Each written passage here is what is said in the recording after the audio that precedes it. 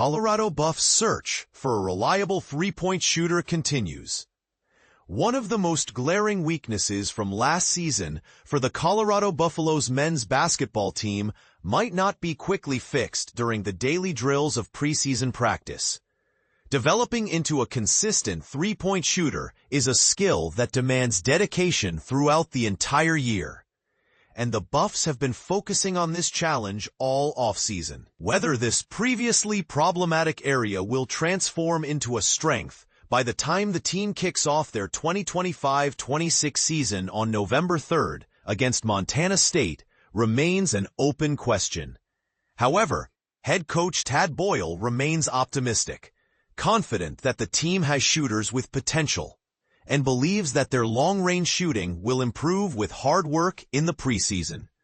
Last season, Colorado's performance from beyond the arc was a collective struggle that held the team back. The two players who were solid from the three-point line, Julian Hammond III and R.J. Smith, have since left the program, leaving a notable gap.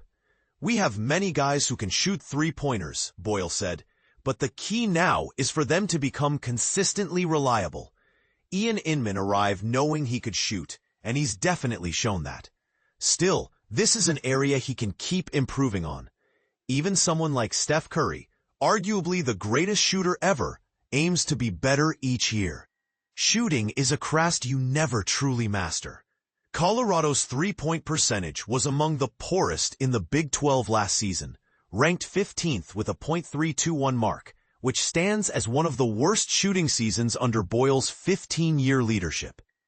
The situation was even more stark in conference games, where the Buffs shot only .290 from three-point range. The off-season priorities for Colorado included strengthening the front court, securing a reliable point guard, and improving the team's shooting from long range.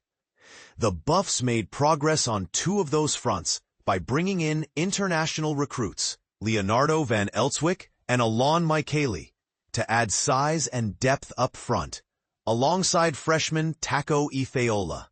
Meanwhile, UC Riverside transfer Barrington Hargress was acquired to fill the need for a point guard capable of creating shots for himself and his teammates.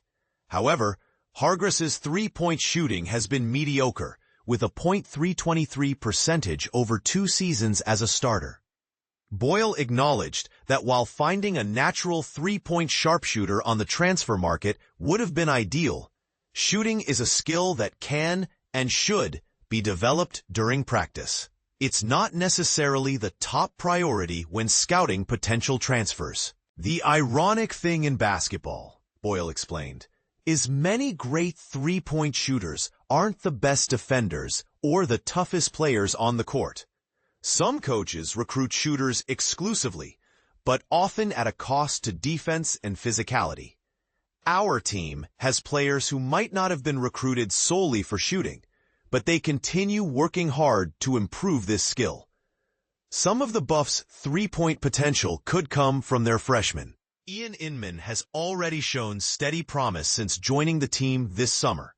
Another newcomer, Josiah Sanders, reportedly fired up an astonishing 23,000 to 24,000 three-point shots in just 3 months, from June 1st to September 1st, showcasing his commitment and volume of practice. Among returning players, Bangot Dak, Felix Casares, Elijah Malone, and Sebastian Rancic didn't attempt many three-pointers last year, and combined for a low .271 shooting percentage from deep.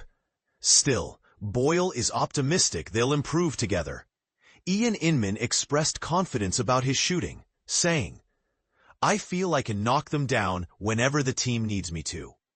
Right now in practice, I'm hitting about 50% of my three-point attempts. If I keep making shots and play solid defense, that will translate well both in college and eventually at the professional level." Schedule update. The Buffs made a slight change to the timing of their upcoming black and gold intra-squad scrimmage.